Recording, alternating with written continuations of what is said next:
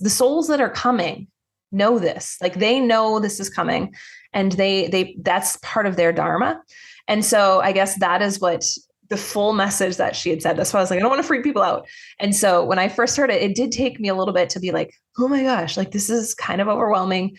But then then I'm like, okay, well, because again, the outside world is telling us like, there's a lot coming in, and, it's up to us to decipher what we need to take in and what we can release.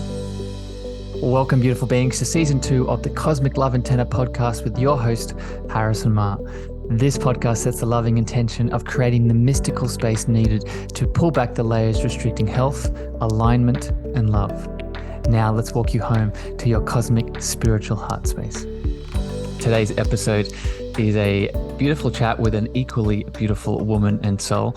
The guest I have on today's show is Andrea Classen. She is a wonderful Ayurvedic practitioner, a yoga teacher, a wild woman circle leader, which I love in itself, and is a powerful soul that we're going to dive into with here today on the show with the help of you, the beautiful guest, the beautiful community, and go into all topics. A topic I haven't hit on yet, which is Ayurveda and the cycles of women, but also men. We're going to get into the yogic and sort of connection of how that plays a role, the chakras. We're going to talk about the bigger rhythms in the cosmos and so much more. Andrea, welcome to the Cosmic Love Antenna. Thank you so much. I'm very excited to be here today.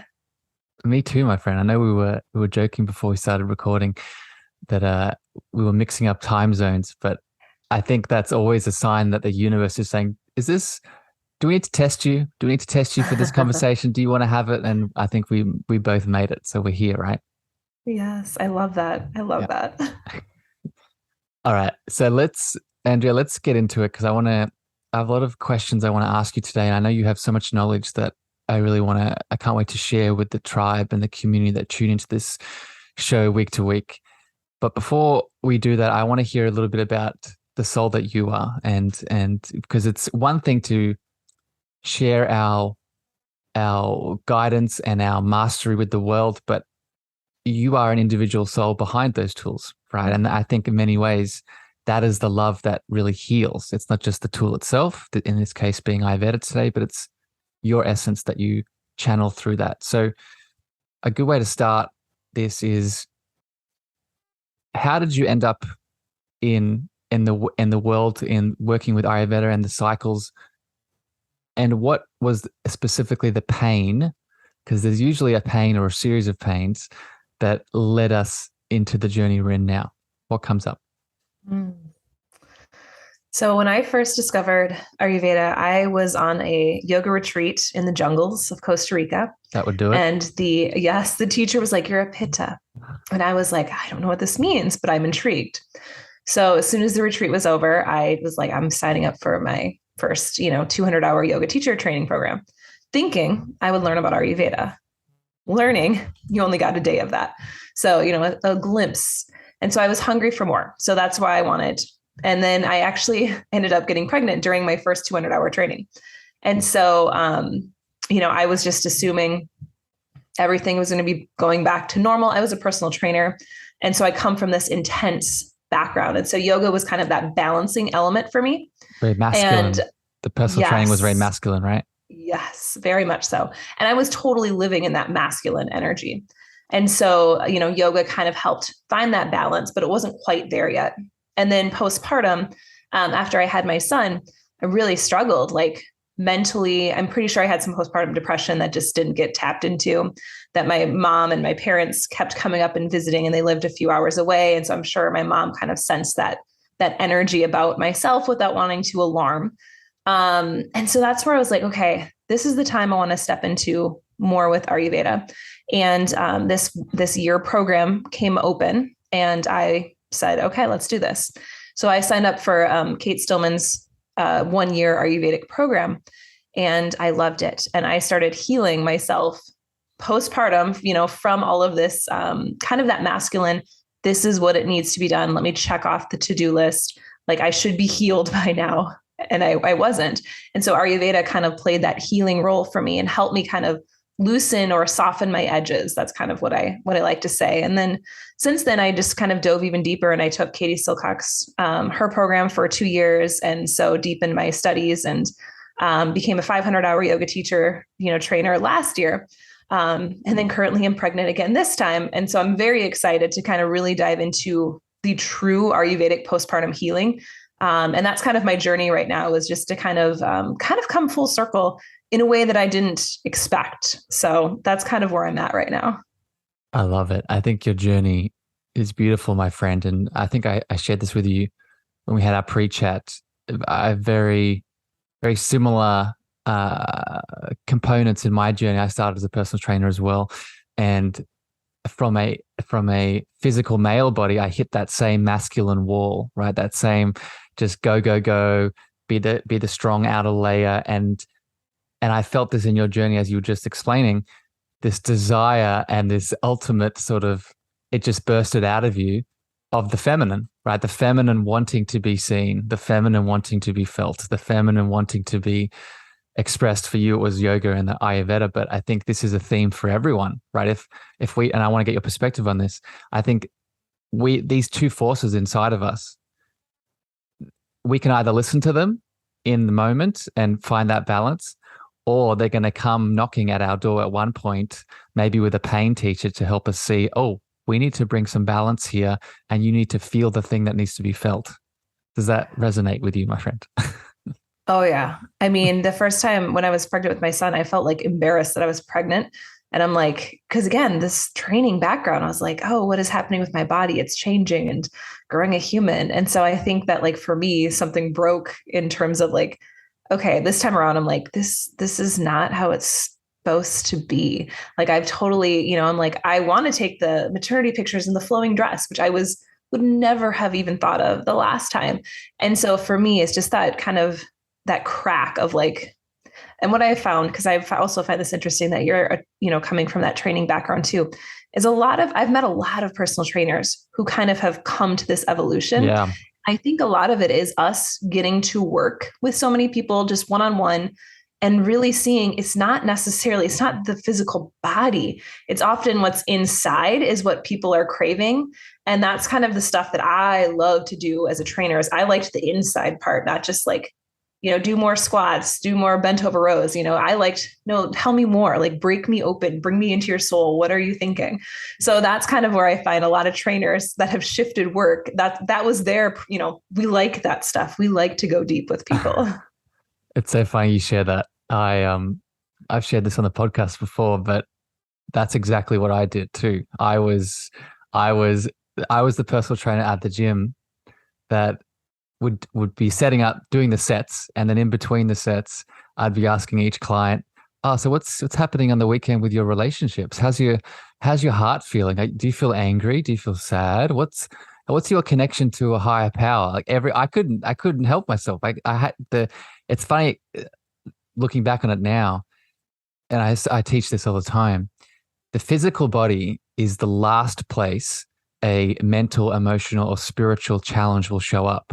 So I think that's a big part of what you're saying here is I think we unconsciously know that. So there's a big part of us that is pulled to, okay, we've got the physical moving, they're moving their muscles, but there's also something energetically that's being expressed as they start to strengthen and open their physical being.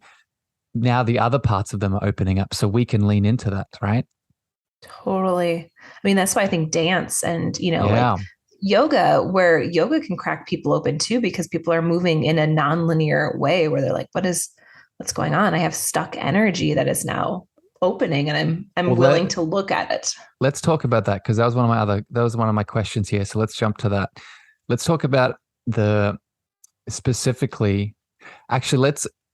can you define Ayurveda just for people that don't know what it is? And then let's make that yogic connection to it. So for people that are just showing up to the show, they see the title, what's Ayurveda from your perspective for someone that's totally new to it? It literally translates to wisdom of life, and it originated in India over 5,000 years ago. And really, that's how, once you really know Ayurveda, you're like, yes, that makes sense. it has wisdom. It's a new way to look at life. And so often when I have people first start to learn it, they're like, oh, this is a completely different lens. We're looking at the body as a whole person, the mind, body, soul. We're not just compartmentalizing. All right, we're, separating the bodies over here, minds over here, souls here. We need to get three different, things for all of these areas, where Ayurveda is like, no, holistically, what can we do that's going to encompass all three of those parts? Because they're not separate, but often we kind of try to keep them in their own spaces when it's just not the reality. So that's kind of where I look at Ayurveda, and how it's connected to yoga. Often it's called the sister science of yoga. And so I have teachers who are like, you can't do one without truly doing the other. And often in a lot of the yoga teacher training programs, again, like I said, it was 3 hours. That's all you had. And so to really practice, my 500 hour, I purposely picked this one because it was all about Ayurveda. It was heavily steeped into that program. And so there was no like separate. So people got a lot more education about what Ayurveda is, how to implement this into the practices, what poses are going to aggravate what dosha. And that's also something that maybe people have heard of as the doshas, which are kind of the mind body type. Pause there for a second, because you're reading my mind, my friend. That's my next question. We'll get into that. But just before you jump to that, I think the science, the Ayurveda, the word of the science to the yoga is so important. And for people that have listened to the show for a while now, it's interesting watching the collective shift that we're all moving through. Right. I think there is a desire, as we were just saying before with the physical and how we noticed it as personal trainers. It's not an us thing. I think there's a collective desire to move from this really old-fashioned, outdated symptomology approach to healing, where we look at ourselves as isolated mechanistic machines, where we need a specialist for each individualized part, to this more integrated, whole, holistic, as you were just defining, a system of systems view approach. And I think the funny thing about it is Ayurveda isn't a new thing. It's been around for thousands of years. So I just think it's another example of, this is not an adding on game. This is a remembering of the things that have been there the whole time. Yeah. I mean, often like grandmother's wisdom. That's a lot of people are like, oh, my grandmother used to do things like this. And I'm like, yes, very much so. Mine did as well. Yeah. And just before we move on from the yoga piece, out of interest, what is the yoga teacher training and the yoga you practice? What type is it? Is it many different types? It's more Tantra based. Cool. Is where the Ayurvedic one that I went through. Actually, both my 200 hours, both teachers came from the Tantric lineage, and a meditation training that I'm in right now is also Tantric. Oh, so that's I might have to bring you on, my friend, to another show just on that, because the whole sexual, sensual energy side of healing is very important too. But let me ask you around the yogic piece, because you brought up before. Can you explain the need and the connection between opening up the body and emotional release? And I'll set this with the foundation here. My teacher training for yoga was with yin yoga. And I'm sure you've practiced it. When you do yin yoga, there's a lot of emotional release, because you're holding poses for an extended amount of time. And the longer you hold a pose, the more opportunity you have for the fascia and the ligaments and the tissue to expand. And when the tissue expands, it's not just physiologically expanding, it's also allowing energy, emotion, trauma, pain to flow and be expressed. So I'm wondering your opinion on this. Do you resonate? Have you seen this in the work that you do? Yeah, I mean, a lot of it. So when I look at poses and when I look at kind of putting together sequences, I tie it into seasons as well, because the doshas are all tied into that component. So I'm looking a lot like, okay, so right now it's the fall season. What's happening with the energy, scattered energy, anxiety. People can be really flighty. There's a lot going on. People's schedules got fuller. And so with that up energy, like that's going to be living up in the headspace, I want to make sure that we get grounded. So a slower practice, we're going to be doing some twists. We're going to be doing some forward bends. Inversions, probably not, because then we're going to be putting too much on that headspace, because we don't want to necessarily bring more energy up. And so I'm kind of looking, how can we release?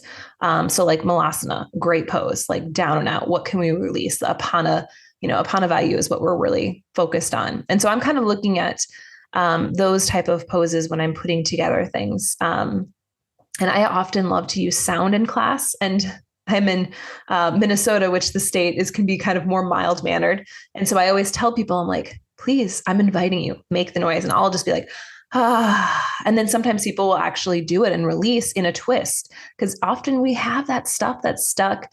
And sometimes sound is how we need to release it. It carries it. Yeah. Yes. And then it's so awesome when people are like, whoa, I didn't even realize that was inside of me, just kind of just came out when invited. And so those are kind of how I like to use some of the energetics in classes.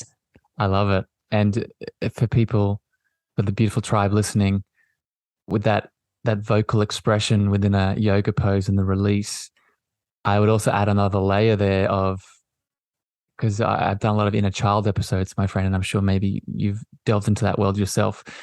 In that yogic release with the sound, you could also tap that. If you're doing inner child healing, you could tap that into the inner child too, because there's such a link between the voice and the release of our inner child's needs, right? Because most of us in childhood have had that voice expressed. So in that release in the yogic pose, as we start to tone, there's a lot of inner child expression there too. Have you noticed that, my friend? Oh yeah. And especially, as, anyone who is in a woman's body who might have been just told, sit down, be quiet, you can't speak. Sometimes just being like, no, now speak up. I was just at a women's retreat with 75 women, and it was amazing. Just the sounds that people were making, just pent up, just stuckness in bodies, that it was safe space to do it. And so, I mean, those are some of the things that sometimes I think can get overlooked in classes, where it's just a nice little extra layer that can be added.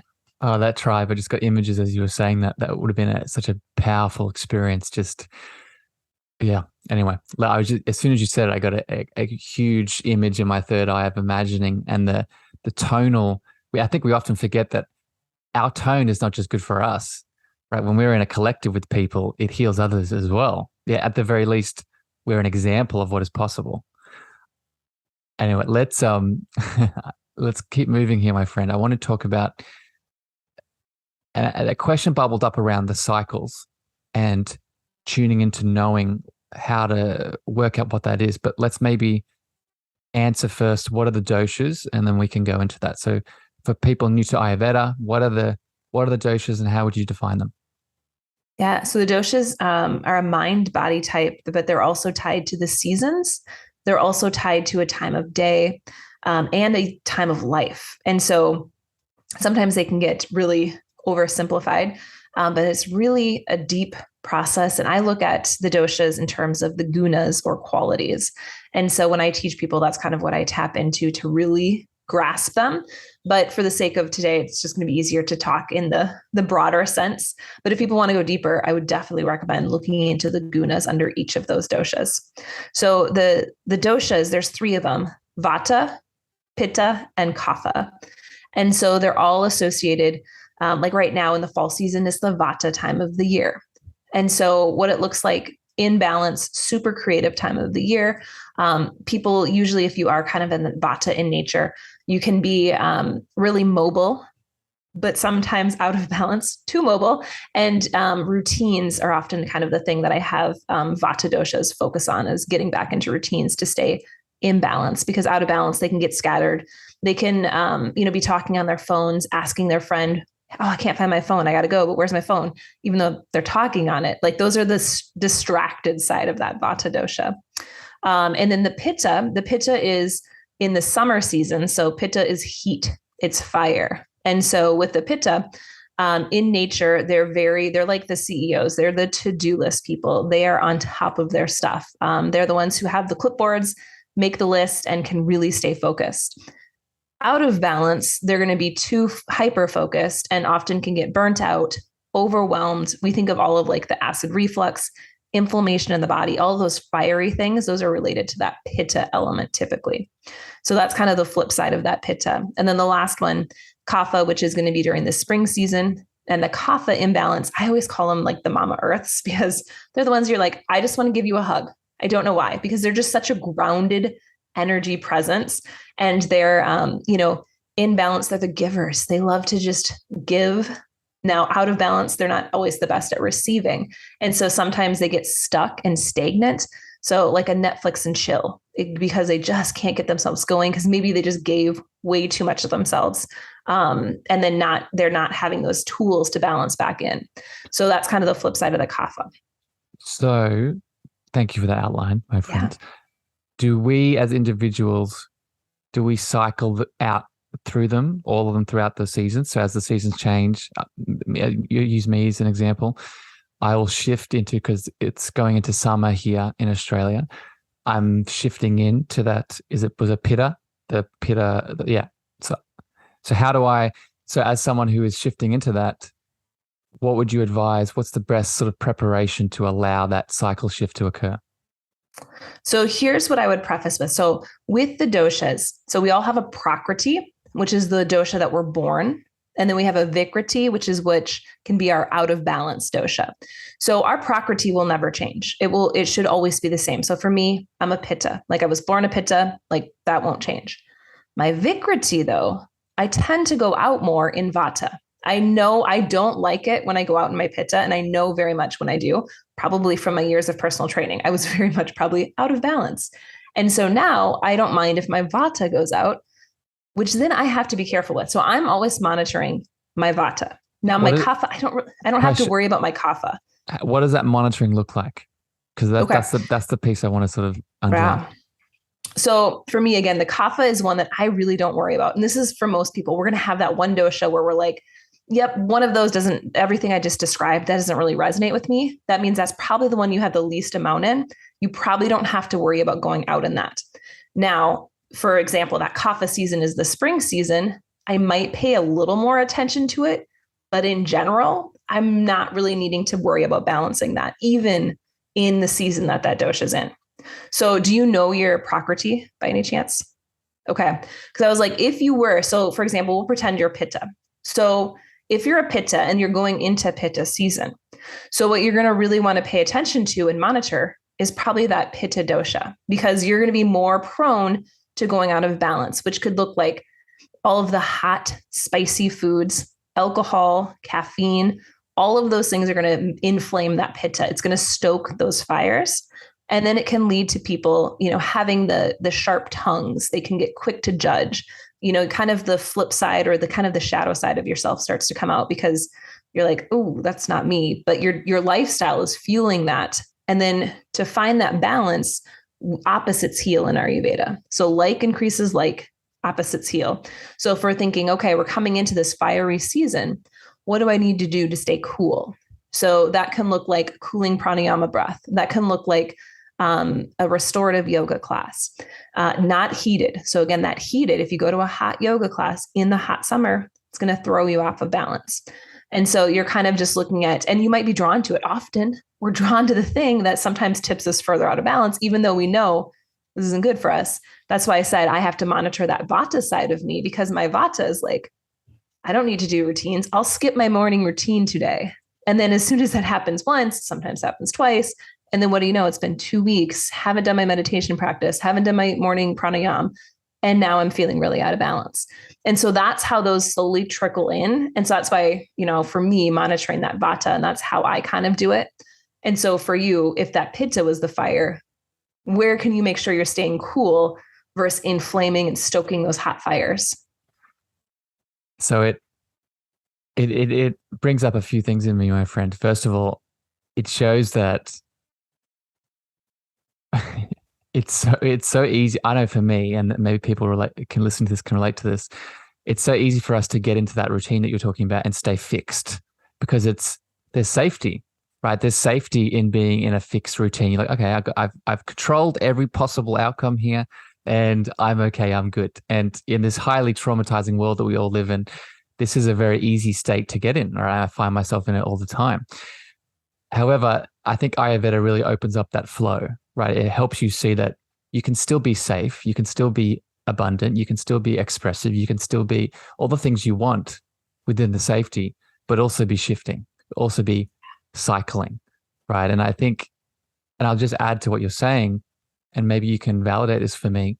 I've noticed the cycle shifts, not just from those internal mental and emotional triggers and things I've been noticing, but I also notice it through my physical body, right? My physical body shows me through different meridian lines and different, we'll talk about chakras soon here, but it shows me physiologically where something is off, right? So if I've been eating a certain way and the cycle has shifted, that same meal that for the last couple of months has been pretty aligned with me now is going to be showing something in my body differently just because the cycle has shifted, right? Does that resonate, my friend? Yeah. So within that too, the one piece you had mentioned when you first started, sharing this, that I was like, ooh, this is a good, important piece to think about. So when you talked about those control of those routines, that's a very pitta thing. That would be a pitta imbalance. So the routines are great for vata. Pittas sometimes need a little fluctuation so they don't get grippy with things, because pittas can tend to be like, nope, this is it. This is what I eat every day for 20 years. It's going to stay the same. This is the same routine I do for 50 years. It just gets stuck and they can get really rigid. And so for pittas, I always want to be like, okay, self-care, like what can we do for self-care? And it's going to look different. And I like to encourage pittas in particular to change with the seasons. So, as you were talking about eating, as you go into the summer months, you're not going to be having your grounding soups. You're not going to be having those root vegetables. You're going to be thinking lighter foods. In Ayurveda, we're not a big fan of salads at any time of the year unless your digestion is super solid, because typically the raw vegetables can be harder to digest. But again, that's not for everyone, because one person's medicine is another's poison. And so you have to know yourself in that regards. And people usually are like, well, how do I know if I digest it? And I'm like, if you're having a regular bowel movement every day, you're good to go. But if you're getting stuck and constipated, then we have to look at the food and look at, the different food combinations.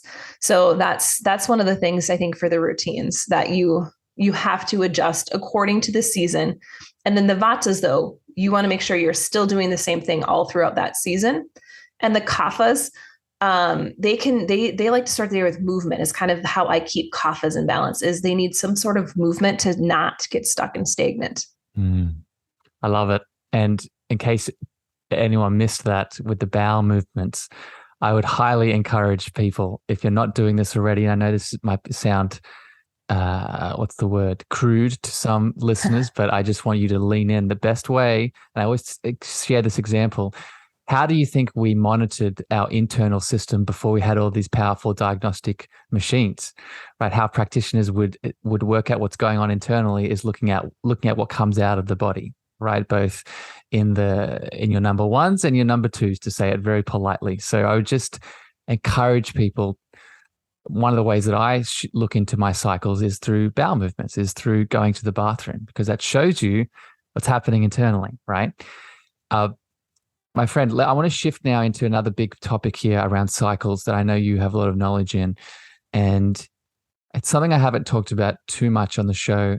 And I want to bring to the community's awareness, especially all the lovely ladies that listen to this show.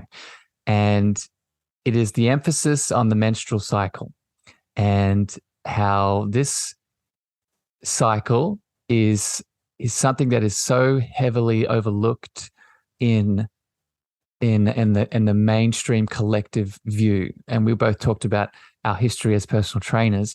That was, I think, the first big wake-up call for me to see how, and I'm sure you're going to talk about this, that while men and women have a circadian rhythm, females have an infradian rhythm, and that is your monthly cycle that you need to be aware of. And if you're doing the same, like we we're just talking about, the same routine with food, with rest, with movement throughout the month as a woman, you're keeping it the same, that cycle is going to be challenged. So I'd love to throw to you, my friend, maybe start with this introduction.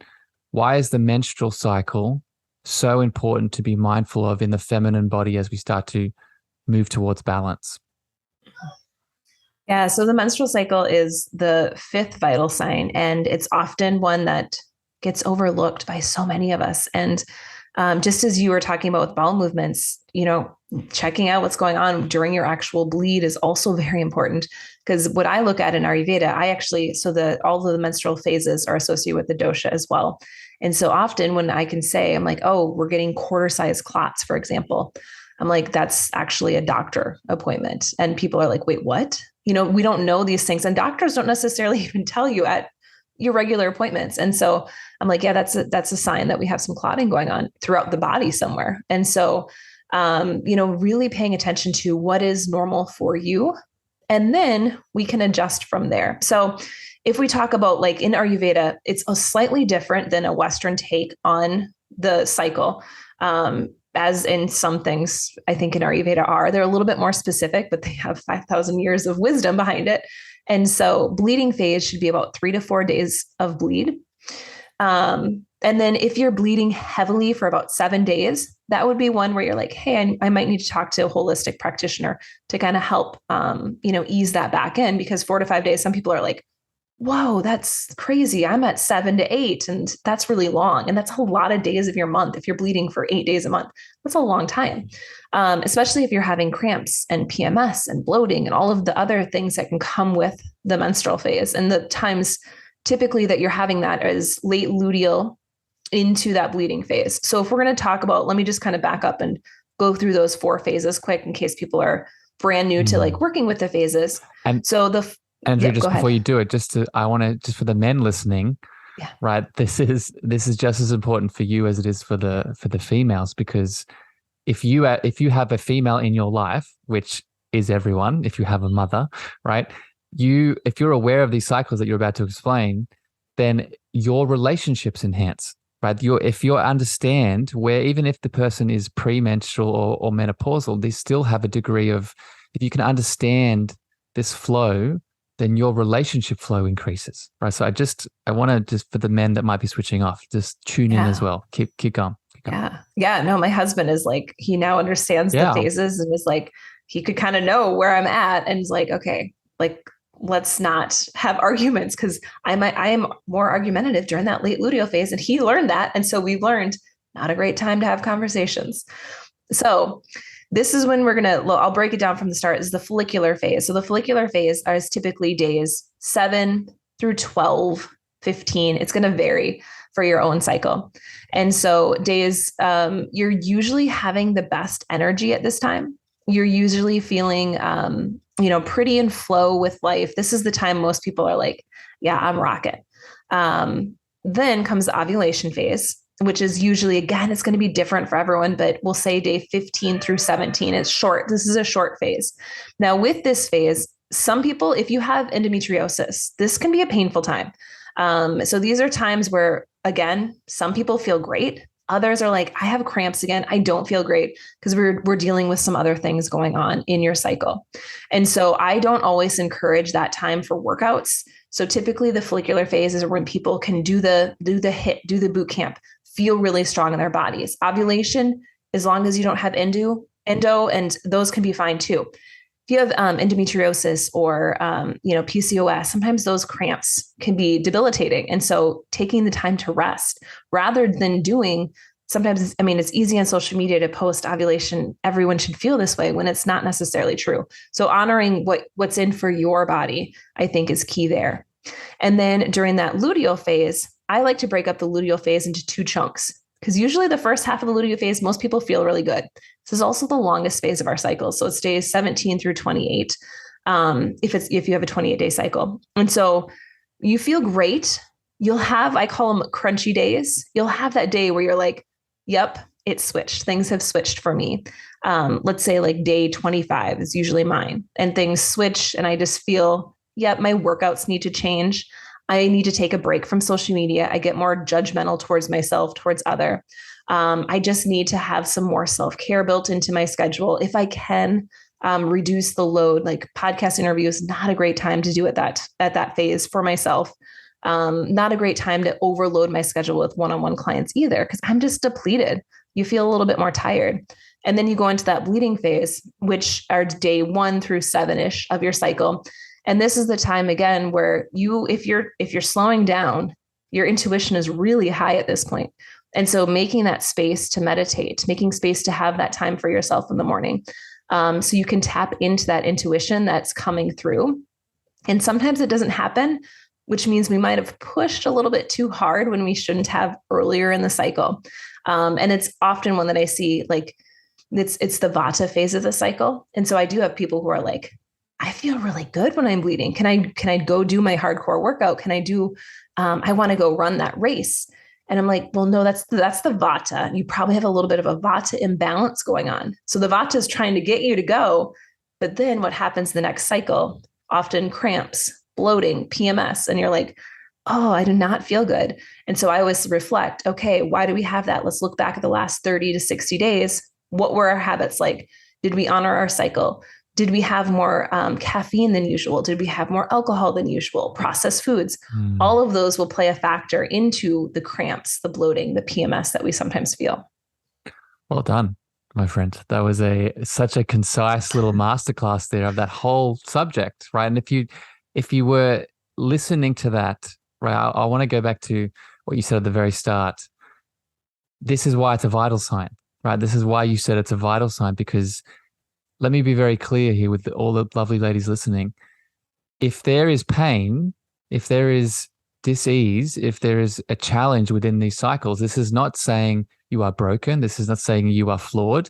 This is just a sign of imbalance that you deserve to come back to, right? And listening to all those different parts of the menstrual cycle and the infradian rhythm, you start to see that if I can start to tune into these different symptoms and signs, I can make a choice to align myself to a more optimal way of expressing, right? Or in often cases, non-expressing, just the being and the allowing, right? So we'll end it there, because we could just keep going with that topic as you just talked about. But I would really encourage people, please reach out to Andrea to go deeper into this kind of healing if you're looking to do it.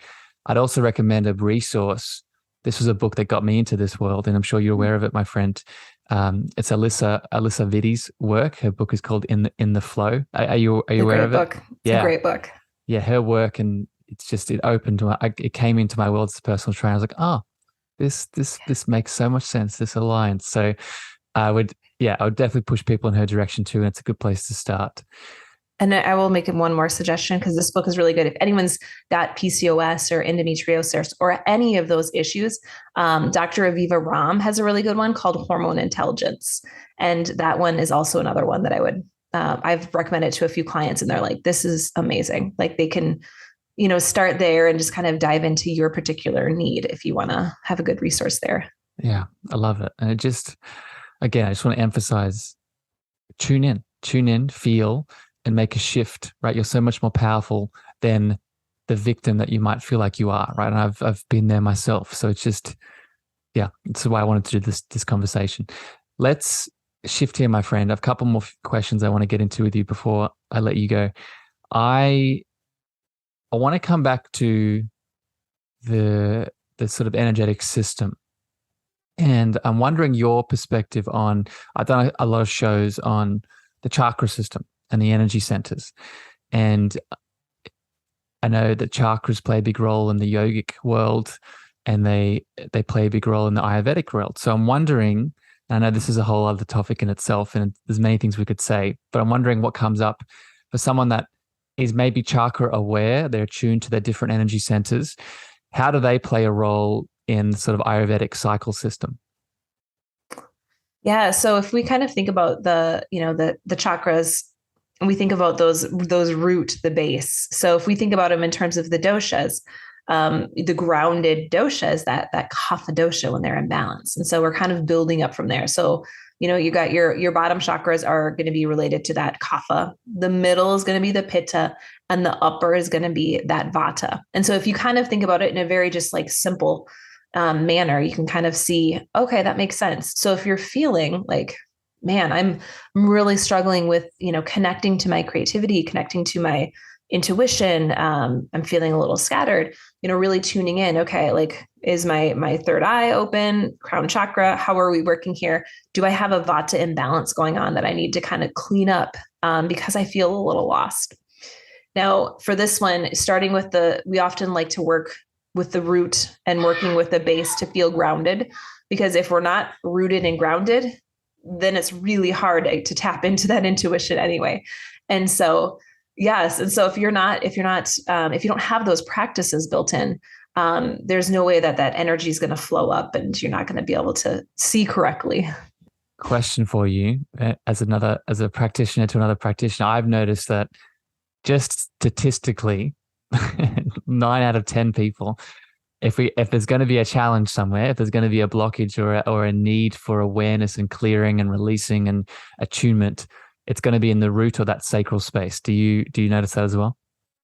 That is, yes. I just talked to a friend who she is called her business is your chakra coach, and she had said the exact same thing. She was like, most people think, the throat chakra or third eye, crown, but she's like, it's usually the root, and we're not grounded. We're not sinking down enough, which makes sense because what in Ayurveda, opposites again are happening. So what do I see most of? A lot of vata imbalances, which is going to be the opposite of that rooted, grounded energy and presence. What do you hypothesize is the reason for that? So my reasoning, just to maybe get some things flowing for you, is I think I'm reading, I'm sure you're aware of Mr. Gabor Mate's work, and Gabor, he has a powerful book, another resource for people's When the Body Says No, but he's just released a new book called the Case Against Normal. I think something, I'm forgetting the name of it, but he shows that we live in a world as a collective, as a society, where there's so much stresses in the external reality that cause us to feel disconnected from self, right? That whether it be through collective events like we just went through with COVID, whether it be through the media, whether it be through politics, whether it be through big pharmaceutical, big food, all the things, we come as this beautiful soul having a human experience. We come into the world and immediately we're bombarded with so many external stresses that push us off balance. So what are your thoughts on this? Why do you think so many of us are in that ungrounded state with that root chakra? Yeah, I mean, I agree all of the things that you said. And I think social media plays a big factor in it too. And people are using that as a way to kind of de-stress at night, not realizing that's not helping, like they just go and scroll the phone because they're, I just want to get away from my day. I'm done with work, and then open the phone and just catch up with people. But then an hour passes, 2 hour passes, and then they feel worse. And then they feel anxious. They can't sleep a lot. I've had a lot more sleep issues the last couple of years. And I'm pretty sure, obviously 2020 probably kicked that off for people. And then now people are still in this stuck energy with sleep. And I'm finding it's hard especially for women, that I'm seeing a lot of women are having trouble sleeping and insomnia.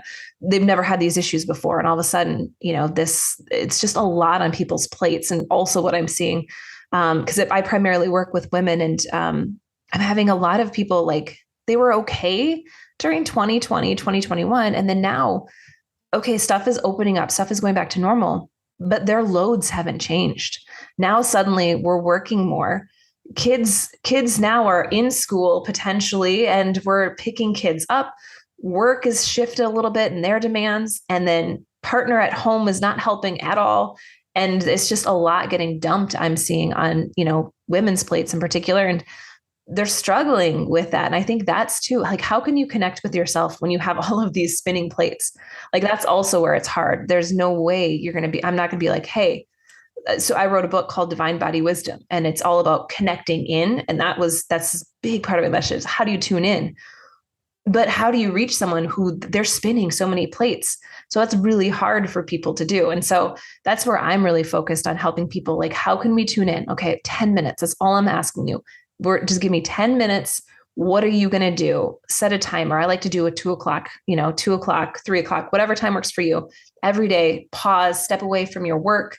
If you have kiddos, depending on their ages, can you just let them be for 10 minutes and have them have some sort of TV for 10 minutes so you can just take care of your needs? And it can be something simple as just breathing for 10 minutes, just no devices. Like, what can you do to relax? Go outside, step on the earth, close your eyes, lay on the earth. What would that look like for you? And that's something that, I don't expect people to jump in at like give me an hour in the morning. It's just not realistic for most people. So like, let's start small and then slowly build up to make those connections. Because again, the outside world is telling us like, there's a lot coming in, and, it's up to us to decipher what we need to take in and what we can release. I'm not sure if you've noticed this, my friend, in your journey that you've been on, but I just reflected on this as I was listening to you speak. We both started as personal trainers, and then we went into the mental, emotional, and spiritual world. And then we've come back full circle to realizing, oh, the physical body is the gateway to this deeper reflection and expression and release, right? And I think it's so, because, the reason that breath work is so powerful, why you suggested it, is to be able to get to the deeper reconnection to self through emotional, mental, spiritual world, we have to get there through the body. We have to get there through the physical form. And we can't create the space to do that in any other way, right? We have to do it first through the physical medium, right? So much like you said, through the breath, but, even if it is like you also said, connecting to the earth, or for me, this is where my yoga practice comes in. I'll get on the ground and I'll get into a pose and just allow the opening of my body to be a channel into the deeper world, right? To just, okay, I've now literally created the physical space. So now in that space that's created through the physical medium, what needs to be felt? What needs to be seen? What needs to be acknowledged? What needs to be let go of, right? Yeah. Yeah. And I mean, that's what I think, again, I come back to like people who are like, that can be hard. And that's where, having that support, or having some sort of support to help you on that journey, whether that be like I've recommended, seeing a therapist for some people, because it depends on what comes up, because sometimes it's really deep stuff that we don't want to touch. And so sometimes we need that extra support. Sometimes it can just be like, as we were talking as personal trainers, like maybe you're like, you know what, I do need like a holistic minded personal trainer who's going to like just hold me, because I need to move my body. I got to get stuff moving because I can't hear because it's stuck. So I think that's also a key too, is just knowing like get support when you need it. Yeah. And I think reminding people that that's not weakness, that's not a sign that you're failing. That's not a sign that you can't come back to your power, right? We're speaking about these themes of the root.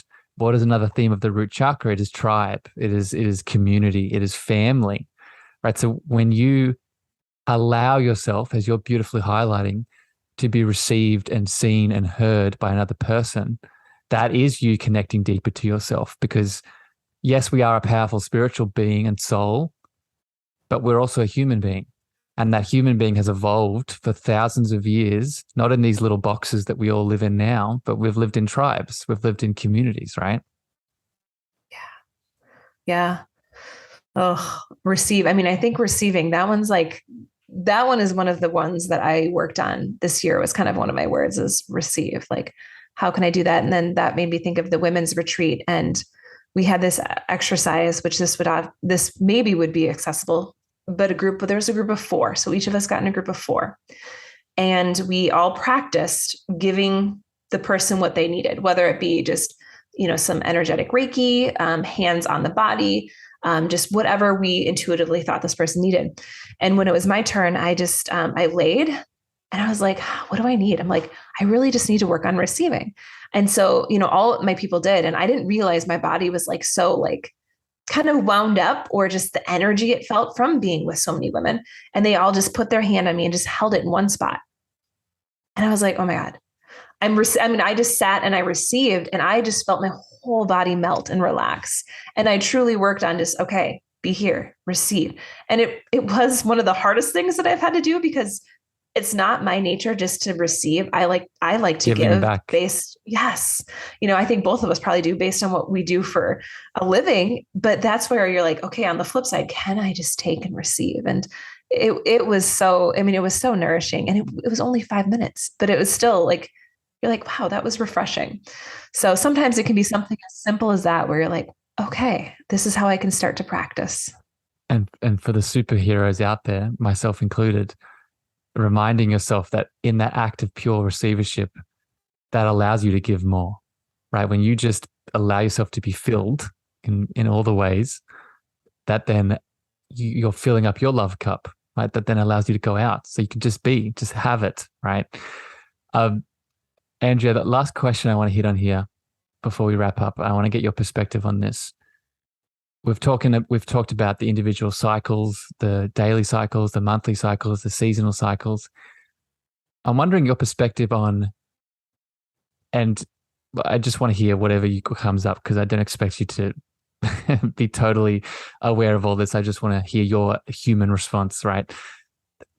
What, as a collective on this earth at this moment in time, I've spoken on other episodes that we're all here for a very particular reason. And, we don't need to go off into the deep spiritual topics to really just say to you that, there's things going on, and there is a cycle at a galactic earthly level happening. So I'm wondering, one, what are your thoughts on this? And two, how can we as individuals sort of lean more into this bigger cosmological cycle and shift that's going on? Ooh, gosh, I'm like, do I share? I know. And that's where I'm like, so I have a gal who I did some Akashic record reading with. And one thing that helped me, and I think it was maybe in 2020, and it helped me, but also made me sink my teeth into and chew on it. It's something that's a process. So take this with whatever you will, take it or leave it.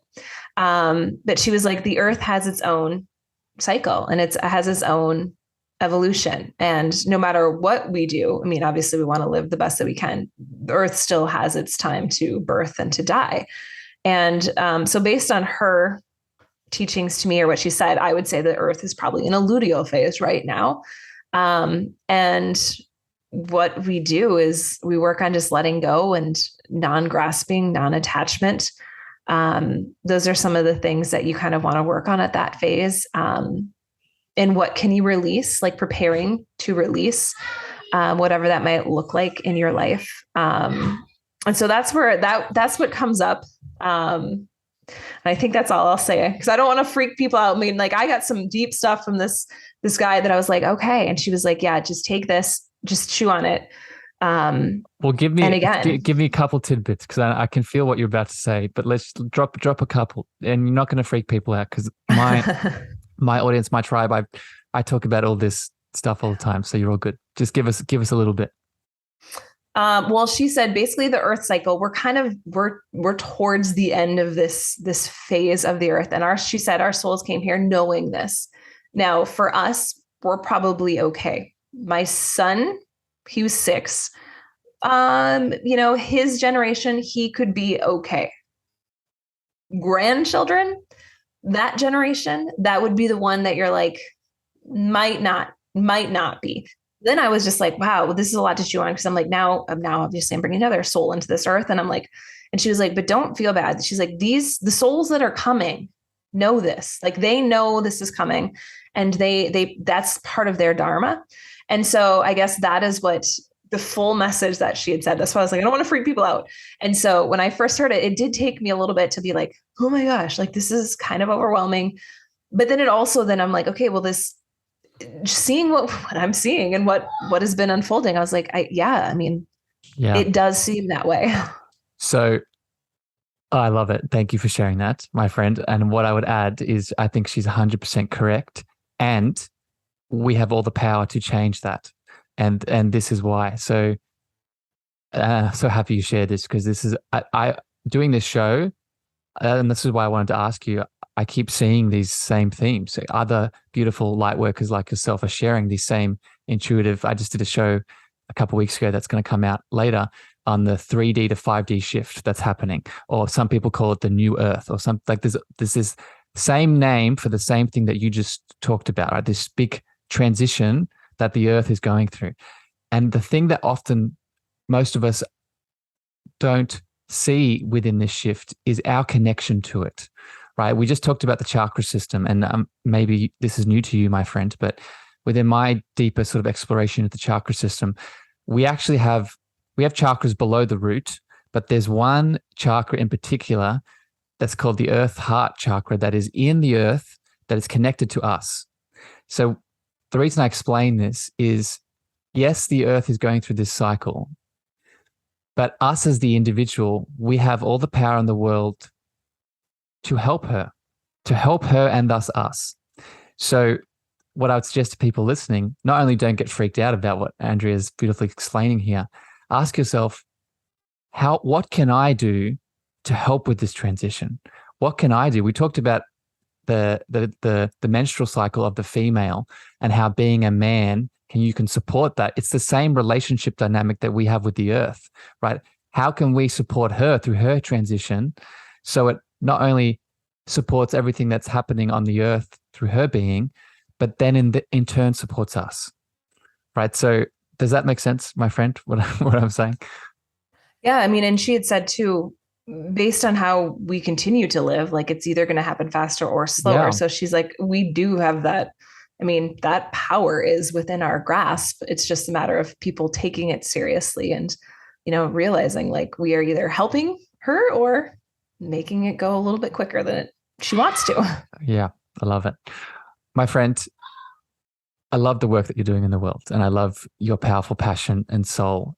For people that have tuned into you today, have resonated with the things that you're doing in the world, with the cycles, all of the Ayurveda elements, if they want to reach out to you, if you have something in this world you're doing at the moment that you want to promote, I would love to hear it. Yeah. I mean, the best place to find me is my website, which is just my name, AndreaClassen.com. I have a podcast as well, Peaceful Power Podcast. So if you want to know more about Ayurveda, I have so many different Ayurvedic topics that you can kind of dive into. And then my last one is just my Instagram is Seasonal Andrea. And that's about the only social media that I pop onto. So. And what was the name of your book again? Divine Body Wisdom. And you can find that on my website. So I also did a podcast episode about choosing to self-publish versus going with Amazon. And that's actually been a really popular listen for people just to kind of hear like, okay, like I don't have this huge account and huge following. Why choose this versus that? And it's helped people kind of make up their mind on what they want to do. So it's been kind of helpful as well. That was actually the question that popped into my mind. Thank you. I'm going to have to go listen to that episode. Last question for you, my friend, before I let you go. This podcast is the Cosmic Love Antenna, and the space and place that we connect into through all the cycles that we've talked about today. For me, it's a really our deeper space of love. So I'm wondering, my friend, how do you in your life, how do you define that love word yourself? Mm-hmm. How do I define love? Gosh, I feel like it's if I can necessarily define it, but it's more of just like a feeling. Like you can just feel that energy. Like I'm a big energy person and can feel that just the vibes that you get and that aura about people. Like I feel like that to me is love. And you just kind of know when people have that loving energy or not. Mm-hmm. Beautiful, my friend. Well, I love you. Thank you for the work that you're doing in the world. Beautiful souls out there in the listening lounge. Thank you for giving us your attention, your time today. We hope this brought you some deeper awareness, some deeper reflection on your cycles in the world. If it did, please share this out to friends, family members, lovers that you connect into. You can support the show as well by going over to Instagram or to Apple reviews or Spotify reviews and leaving any feedback for myself or Andrea. But as always, sending love, sending light, and we'll see you next time here on the show. Bye, everyone. Before I leave you today, beautiful beings, I'm so excited to share a special announcement just with you. On the 20th to the 23rd of April, 2023, I and a fellow guest of the show, the beautiful Ali Paws, will be hosting live in Tulum, Mexico, the Cosmic Heart Tour. If you listen to this podcast week to week and you resonate with my frequency, with my voice, with my love in any of the topics I share with you, then most likely it is time for us to connect and heal in person. So I invite you to join us in Mexico. Join us for some meditations, activations, yoga, cranial sacral therapy, a book release, a live Q&A, poetry, and so much more. These spots are going to fill up super quick because our intention is to make this exclusive and intimate. So please DM me Cosmic Heart Tour on any of my social channels. That's Cosmic Heart Tour on any of my social channels, Facebook, Instagram, TikTok, LinkedIn, and we'll book in a meeting so you can join the love. I'm so excited to connect with you in the flesh. Thank you for listening to the Cosmic Love Antenna with me, your host, Harrison. If you gained value or this episode hit your heart, please remember to share this out with a friend, a family member, or a lover. You can also leave your love over on Apple reviews and Spotify star feedback, and this helps me spread my frequency to more souls in need. Finally, if you want to connect with me deeper, want to reach out, interested in coaching, please follow me on Facebook, Instagram, TikTok, and LinkedIn at Harrison Meagher, spelled Meagher. Sending you so much love.